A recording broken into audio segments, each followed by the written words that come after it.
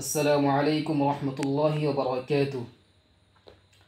প্রিয় ইমানদার ভাইয়েরা, বর্তমান যেই জামানায় আমরা বসবাস করছি, এই জামানায় ইমান সম্পর্কে সজাগ থাকা আমাদের সকলের জন্য একান্ত কর্তব্য, জরুরি। কেননা এই ইমান এটা একটা এত বড় মহামূল্যবান জিনিস যে ইমানবিহীন মানুষের কোনো আমলেই কবুল হয় না। আল্লাহ সুবহানাহু ওয়া তাআলা তার পবিত্র কোরআনুল কারীমে যেখানে নেক আমালের কথা বলেছেন, তার আগে ইমানের শর্ত লাগিয়েছেন।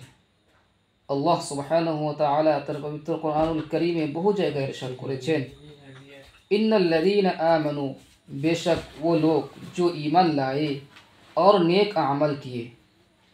তো আমরা এই আয়াত দ্বারা বুঝতে পারলাম যে কোনো ভালো কাজ করার আগে আল্লাহ সুবহানাহু ওয়া তাআলা প্রথমে ইমানের শর্ত লাগিয়েছেন।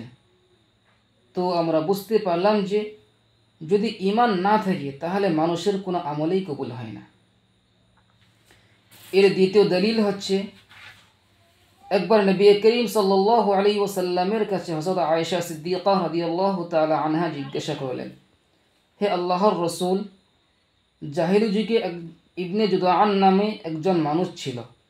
সে গরিব মিসকিনদের হক আদায় করত ও তার আত্মীয় স্বজনদের খেতে দিত। তার এসব আমাদের সওয়াব মিলবে কি? উত্তরে নবী করিম সাল্লাল্লাহু আলাইহি ওয়াসাল্লাম বলেছিলেন, কখনো না। কেননা সে কোনোদিন আল্লাহর নাম উচ্চারণ করেনি, অর্থাৎ সে কোনোদিন ইমান নিয়ে আসেনি। তো আমরা বুঝতে পারলাম যে ইমানবিহীন মানুষের কোনো আমলেই কবুল হয় না। তো প্রিয় সাথী ভাইরা, ইমানবিহীন মানুষের কোনো আমল কবুল না হওয়ার পিছনে যুক্তিও আছে। ধরুন, কোনো মানুষ যদি চিঠি লেখে, আর যদি চিঠির মধ্যে যদি তার কোনো ঠিকানা না লেখে, তাহলে তার এই চিঠি কি গন্তব্যস্থল পর্যন্ত পৌঁছবে কি? কখনো না। সোনার কলম দিয়ে লিখলেও ঠিকানাবিহীন চিঠি হবে বেকার। অনুরূপভাবে এই ইমানবিহীন আমল হয় বেকার। অতএব আমাদের সকলের একান্ত কর্তব্য, দায়িত্ব ইমানের হেফাজত করা। বিশেষ করে আজ এই ফিতনার যুগে ইমান সম্পর্কে সজাগ থাকা আমাদের সকলের জন্য কর্তব্য জরুরি।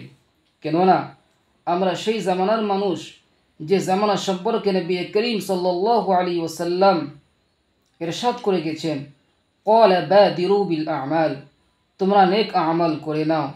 ফিতনান কা কিতাইল লাইল মুজলিমি, আমাবস্যার রাতের অন্ধকারের মতো ফিতনা ছড়িয়ে পড়ার আগে। ওয়াইসবিহুর রাজুলু মুমিনান, তখন মানুষ সকালে হবে মুমিন। ওয়ায়ুমসি কাফিরান, আবার সন্ধ্যায় হবে কাফির।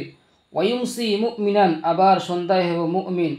ওয়ায়ুসবিহু কাফিরান, আবার সকালে হবে বেঈমান।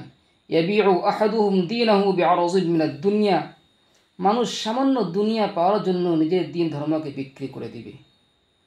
তো ভাই, আমাদের সকলের একান্ত কর্তব্য, দায়িত্ব এই ইমানের হেফাজত করা। তো আল্লাহ তাআলা আমাদের সকলকে ইমানের হেফাজত করার তৌফিক দান করুন।